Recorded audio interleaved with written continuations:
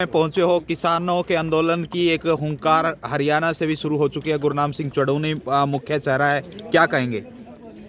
देखिए, पिछले लंबे टाइम से पंजाब की सीमाओं पर आंदोलन चल रहा है और अब उसमें डल्लेवाल जी जो पंजाब के प्रधान हैं वो पिछले 20 दिनों से भूख हड़ताल में बैठे हैं, जिनकी तबीयत खराब हो चुकी है और सरकार जो है वो अपनी हठधर्मी पे है, उनसे बातचीत नहीं कर रही है, मामले को सुलझा नहीं रही है, जबकि मांगे जो है वो बड़ी वाजिब हैं। तो आज उनका पता लेने के लिए जा रहे हैं और वहाँ पे जो अगली रणनीति है कि आंदोलन का आगे क्या उसकी रूपरेखा हो, उसकी रणनीति वहाँ पे बनाए। अभी तक चल क्या रहा है आपके हिसाब से? चल तो जो रहा आपके सामने ही है कि जहाँ वो शंभू बॉर्डर है वहाँ पे लोग दिल्ली पैदल जाना चाहते हैं, वहाँ पे जो है आंसू गैस के गोले, पानी के फुहारे, वो सब हो रहा है, 5-7 मिनट हो जाते हैं। और खनौरी बॉर्डर के ऊपर जो डल्लेवाल जी बैठे हैं, पिछले 20 दिनों से अनशन पे बैठे हैं, तो सरकार जो है वो टालम टोल कर रही है, बात भी नहीं करना चाहती और मामले को सुलझाना नहीं चाह रही है। तो हम ये सोच रहे हैं कि पूरा एसकेएम इसमें किस तरह से शामिल हो, उस पर भी आज वहाँ पे चर्चा करेंगे, सब मिल के आंदोलन कैसे। गुरनाम सिंह जी, सरकार कह रही है कि किसानों की जो मांगे हैं वो गैर वाजिब हैं, सरकार किसानों को पहले ही बहुत कुछ दे रही है, जबकि किसान कह रहे हैं कि एमएसपी जरूरी है क्योंकि इससे किसानों को बहुत फ़ायदा होगा। क्या कहेंगे आप? देखिए, एमएसपी जो है, जब देश में अनाज नहीं था तब एमएसपी लागू की गई। एमएसपी का मतलब होता है न्यूनतम मूल्य। आज न्यूनतम से 4 लाख करोड़ भारत के किसानों को कम मिल रहा है, सरकार का भी ऐसा मानना है। 4 लाख करोड़ न्यूनतम से भी कम मिल रहा है।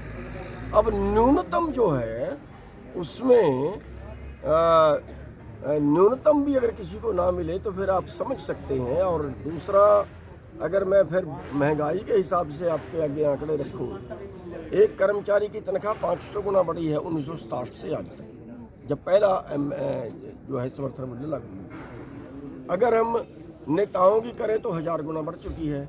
अगर हम व्यापारियों की आमदन करें लाए तो इससे भी ज़्यादा बढ़ चुकी है, 1500 गुना, 2000 गुना बढ़ चुकी है। किसान के भाव तो 29 गुना ही बढ़े हैं।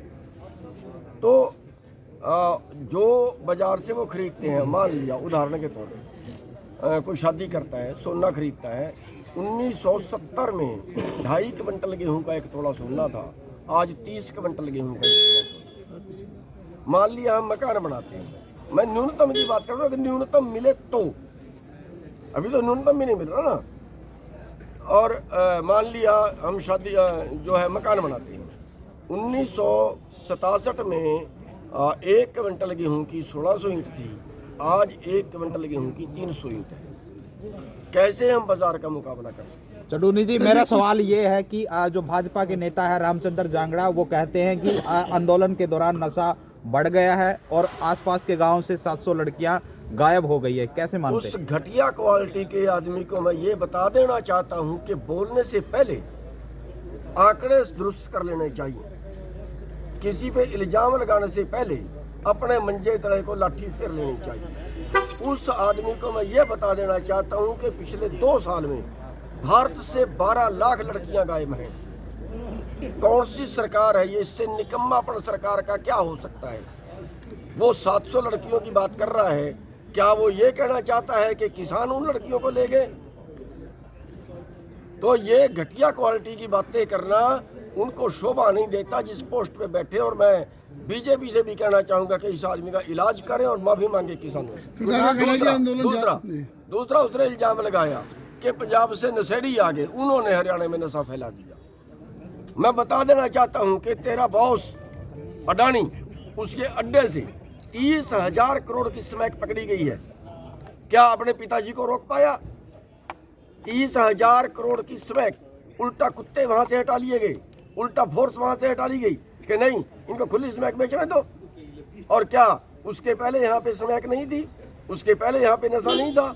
और मर जाए सरकार डूब के अगर उसके टाइम में नशा हो और वो कहे कि नशा किसानों ने फैला दिया है। मैं ये कहता हूँ मेरे को कमांड दो 1 महीने के लिए, बता देना फिर कौन सा नशा बेचता है। गुरनाम सिंह जी, आपके हिसाब से इस समस्या का हल क्या है? सरकार से आपकी क्या मांग है और हल क्या है? देखिए, ये तो बातचीत बैठ के ही होगी। जब तक बैठ के बातचीत नहीं करेंगे तब तक कोई हल नहीं होगा। सरकार का कहना है कि मुख्यमंत्री कुछ चंद किसान है मात्र 2 बॉर्डरों पे प्रदर्शन कर रहे हैं और माहौल खराब कर रहे हैं। माहौल किस बात का वो खराब कर रहे हैं? अपनी मांग मार रहे हैं। या तो सरकार ये कहे कि उनकी मांग गलत है, ये तो किसी ने अब तक नहीं कहा, सरकार ने भी नहीं कहा ये तो कि उनकी मांग गलत है। और क्या उस मांग को उन्होंने मान लिया है? एमएसपी मैं ये कहता हूँ सरकार ने ही तय किया, सरकार ने ही आयोग बनाया था 1964 के अंदर, जिसने सिफारिश की थी कि एमएसपी देना चाहिए किसान को, तब उत्पादन बढ़ेगा, वरना तो भूखा मरता था देश। मुख्यमंत्री नायब सैनी कहते हैं कि जो पैटर्न हमने एमएसपी को लेकर के अपनाया है दूसरे स्टेट भी इस प्रकार से अपना लें। देखिए, अब ये तो दूसरे के ऊपर डालने वाली बात है। एक्चुअली क्या है कि प्रदेश सरकारों के पास उतना बजट नहीं है जिससे वो प्रदेश का माल खरीद ले। अब हरियाणा में तो बीजेपी की सरकार है, बीजेपी को फंडिंग सेंटर से आ जाती है। पंजाब में बीजेपी की नहीं है तो वहाँ से नहीं आएगी। जहाँ कांग्रेस का राज है वहाँ सेंट्रल गवर्नमेंट उसको हेल्प नहीं करेगी। कमाते हैं उनसे, देते नहीं हैं उन्हें, कमाते हैं। मैं उदाहरण देना चाहूँगा, हमने एक हल्दीराम वालों का होटल लुधियाना से, वहाँ हम एक दिन गलती से चले गए, वहाँ पे हमने रोटी खाई, 4 फुलके और 1 प्लेट दाल, उसकी कीमत बनी 650। 1 फुलका 60 रुपये का, 6 रुपये GST। 1 किलो आटे से जो है वो 30 फुलके बनते हैं। 180 रुपया तो 1 किलो आटे पे GST लगी, जो सेंट्रल सरकार को चली गई। कमाते हैं हमारे से, आटा तो हमारा था, हमारे आटे से 180 रुपए तो केंद्र सरकार GST लेगी और हमें MSP देने से भी रोकते हैं। तो ये जो चीज़ें हैं, हाँ ठीक है कि हरियाणा के अंदर थोड़ा सा उनसे फालतू खरीद रहे हैं, लेकिन उसमें बजट भी तो सेंटर से आ जाता है। हरियाणा की कमाई भी तो है, पंजाब में आबादी 1.5 गुनी है, एरिया 1.5 गुना है, बजट हरियाणा का और पंजाब का बराबर है। हरियाणा में कमाई भी तो है भाई। डल्लेवाल से मिलकर क्या रणनीति बनाने जा रहे हैं और आगे आंदोलन दोबारा शुरू करने जा रहे हैं? देखिए, उनसे मिलकर रणनीति बनाएंगे।